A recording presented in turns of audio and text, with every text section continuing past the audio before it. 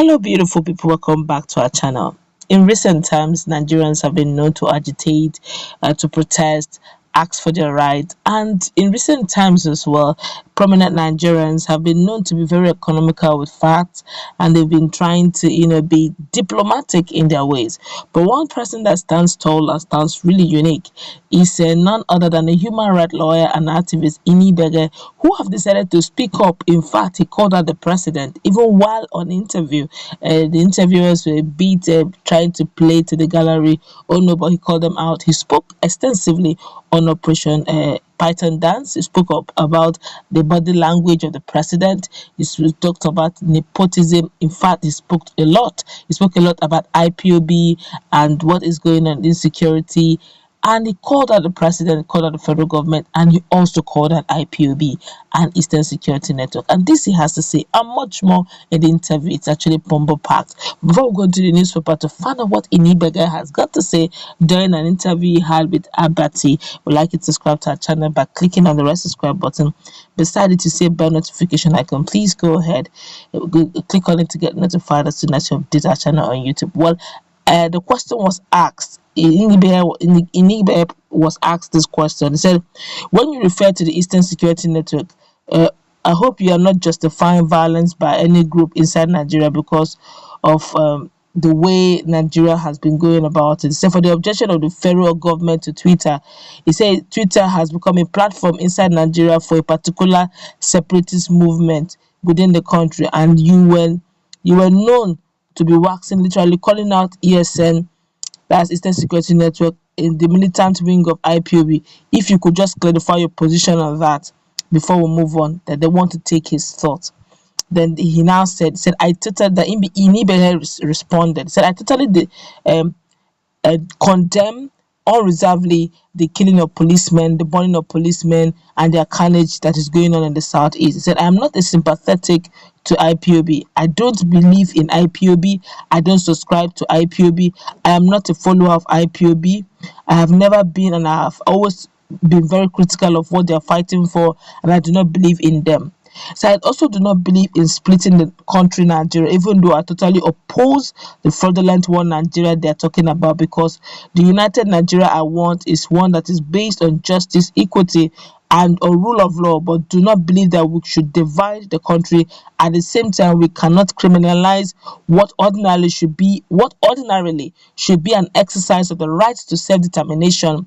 Eastern Security Network, whatever they are doing, I do not endorse it. I totally condemn it.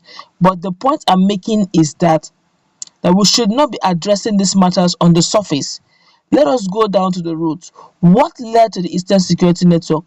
They didn't just kind of start with the group. They started by marching, carrying out placards on the street, protesting. What was the response of the federal government? What was the response of the state government? What was the response of the religious body? But they deployed Operation Python Dance. The Python Dance danced on the lives of the people, especially the southeastern people. They were being killed. People were being slaughtered. They were being attacked. They were even not allowed to protest. Even they went further at charging them, giving them treasonable felony, and giving them all sorts. Now, that they went as far as desecrating the palace of Nnamdi Kanu's father, the traditional ruler. You cannot obtain that in a distant country. So as we condemn the killing of policemen and burning of police, and all sorts, but we should also admit that this regime, this government, takes responsibility of the resort to violence by the group known as Eastern Security Network. We are not being truthful about these things, Dr. Abati. We will continue to see history repeat itself if we continue this way. We have not learned any lesson from history in this country. The answer is we should still resort to primitive dragonal ways of responding to civic agitation. When people are protesting, you engage them, you talk to them. That is why you say you're running a democracy. You don't kill them, you don't deny them of the right to protest. But we keep saying it was the president that said it. We will speak in a language. The interviewer interjected. He asked him that no, that the president's remark was taken out of context. He was actually referring to the armed group who have forgotten the pains of the Southeast during the Civil War. the armed groups who are going around touching Nigerian infrastructure, which belongs to us. I mean, the infrastructure for our democracy that he was very specific. Well, reacting, Inibehe responded by saying that we understand exactly what the President Buhari said. He did not say it out of context. That he said that the Igbos have businesses in all over the country. He now asks, does IPOB have businesses all over the country?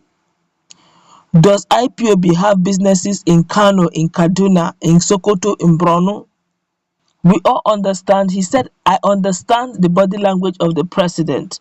He started by saying the 93.5% equality. That shows that Igbos are fully marginalized.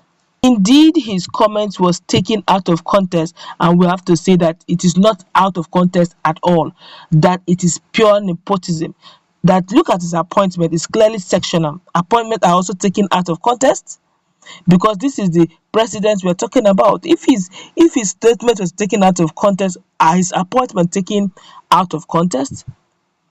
The same language, he said that they will speak in a language they understand. Has he spoken to the Fulani herdsmen in the language they understand, or Boko Haram in the language they understand? That people are being killed across the country from the north to south. He has not spoken to the bandits in the language they understand. He now answered, no, the government have not been treating the bandits in the language they understand. Rather, he's speaking to them in a language of encouragement, of endorsement, and endorsing rural settlement to grassroots, and so on and so forth. Despite all, he said quite a lot. I must say, actually borders also on what happened on social media and why social media should not be gagged. Inibehe has, in fact, so many things he said. A lot of Nigerians are very economical with some facts. He didn't care. This is same Inibehe who has taken the federal government not once, not twice to the cleaners, especially taking them to the court. He's a lawyer par excellence, and he's now saying, look, though he does not support the moves and the burning and the violence being seen in Southeast, he's also not a supporter of IPOB or ESN.